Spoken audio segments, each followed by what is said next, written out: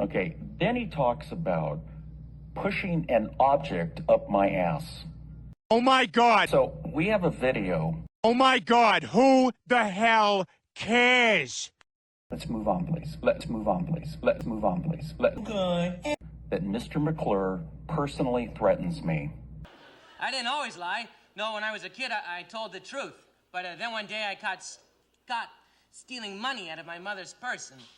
Okay. And let me tell you what's in this threat, on this video. And I received this through a public records request. Wow.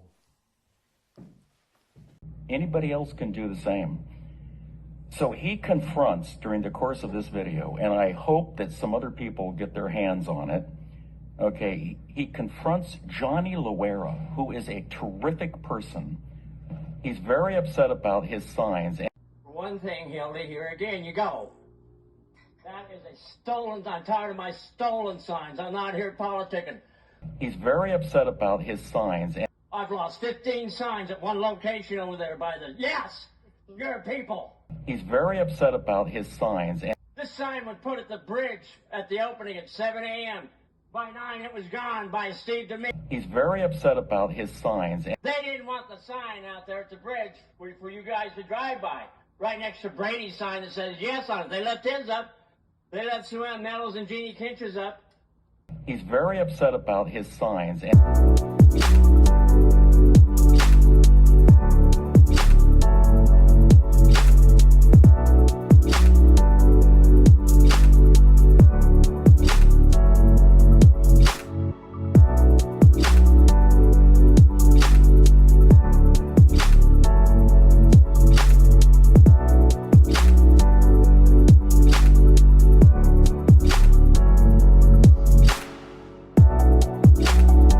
Right next to Brady's low-life signs. He's very upset about his signs. No, these are stolen signs. He's very upset about his signs. You're about as low as they come. I swear I'll be glad when you're out of my office. He's very upset about his signs. Ryan, 4 meetings ago I put in an open records request, and you did respond through the third one that I've gotten here. I'm not asking for her tax records. I don't need to care. I don't care whether she paid her taxes or not.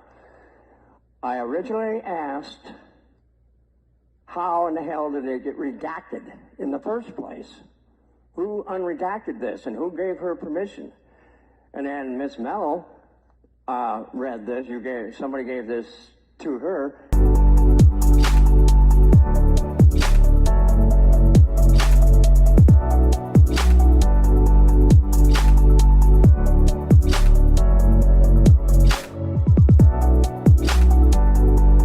She presses a button and unredacts it. It takes a superior court judge. Who in the hell gives these permission, elected officials permission? I don't care who in the heck they are. Who gave them permission to unredact it? Who gave them permission to redact it? So, Ryan, I'm asking you to go to the original open records request. Oh, Hildy, let's make your day. I put in a thing called a Mohave County claim form for $50,000 and your resignation from this board and your resignation from the Arizona State Senate race.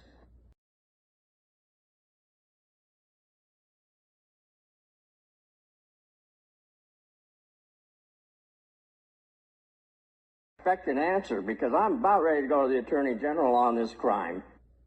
He's very upset about his signs. I want to introduce Carolyn, which was just up here a few things ago, and Josh that's sitting, I guess they're still here. Yeah, there they are. They're up and coming. They're in the Young Republicans Club in Bullhead, run by Ashley Garrick, who's running against Hildy.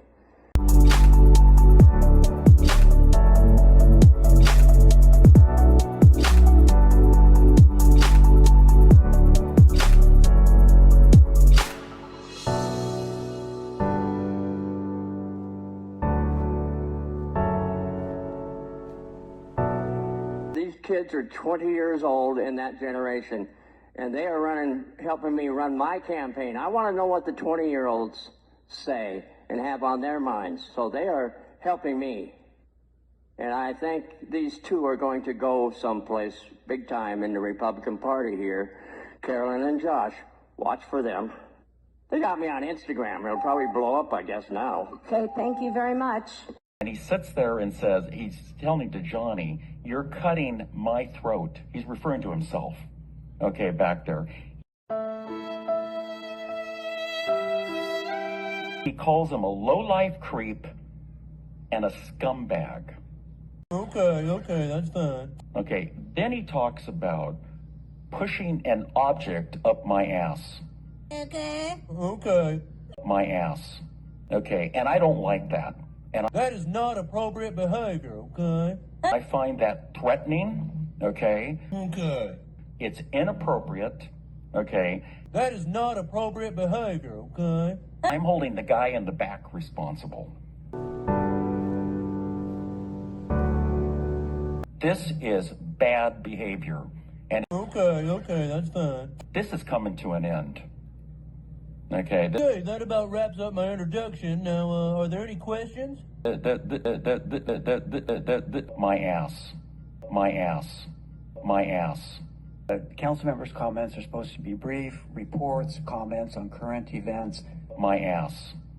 There is no set time limit, but I'd ask for restraint under these circumstances. Okay.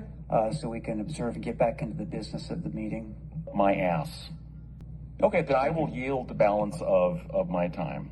My ass. My ass. My ass. Hey, Steve.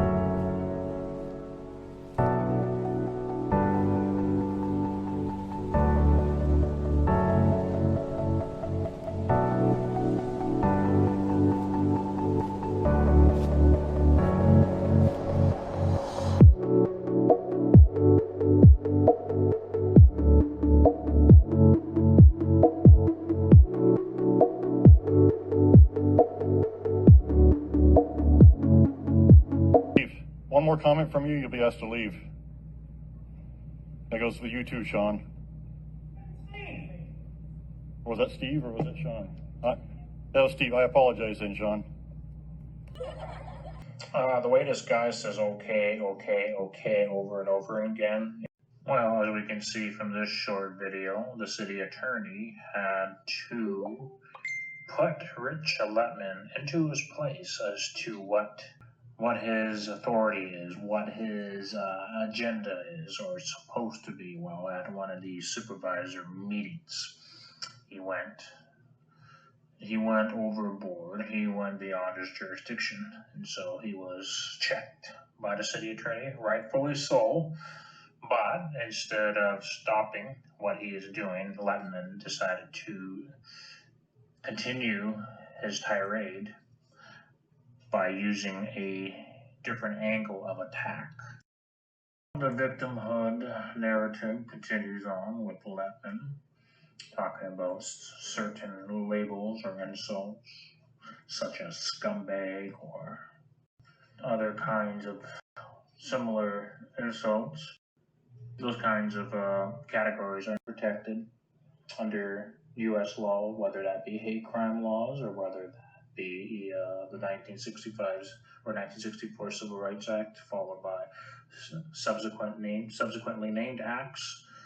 But so I mean, he can complain all he wants about that and say it's inappropriate or it makes him uncomfortable, but such words have not, as of yet, been criminalized, and nor will they be criminalized anytime soon, despite his wishes for such terms to be criminalized.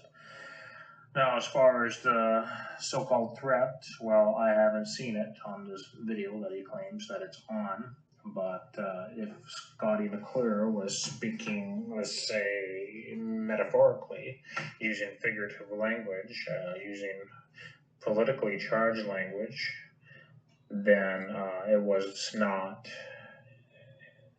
and will not be considered by any police department with any reputation.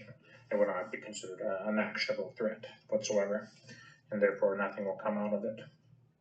And yet Lettman does want to be treated with special consideration which is why he's hoping that when he files a police report, that it will actually come to something, which it normally would not under any other circumstances. But because of his status, there is a good chance that Scotty McCLURE will have to face some kind of penalty or some kind of consequences for speech that was really protected under not only the First Amendment, but protected in the sense that there is a political election going on, and those kinds of labels, insults, and kind of words and terms are actually used during election season, whether people like that or not. And Lettman says it's going to come to a stop. Well, no, it's not going to come to a stop unless there are corrupt police officers and judges that actually try to put a stop to such behavior. But even if they manage to do so on appeal, higher courts will overturn anything that infringes on the First Amendment, infringes on the right for citizens to be politically active. Then Lettman may want constraints on that, but only because he's in power, or so he thinks he is. But it will not amount to anything. It will not avail him anything, because ultimately what he's calling for is political repression of his political opponents, which is illegal. And once again, we have the city attorney telling Lettman, informing Lettman, you're going beyond your purview. You are saying things that have nothing to do with the scope of the meeting in which they are present at. And once again, Lettman, with his passive-aggressive little tone, pretends to agree or concede to the city attorney's assessment of the situation, but it's all passive-aggressive behavior because he just wants to continue on with his screed against his political opponents. Fortunately, there's one sane person on up there and sitting in those seats, and that would be the city attorney, at least in this particular incident.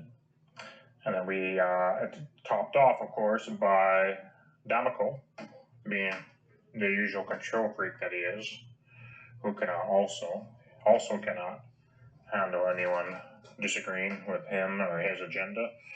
And so he threatens to have somebody removed from the audience if that person continues saying things he doesn't like to hear.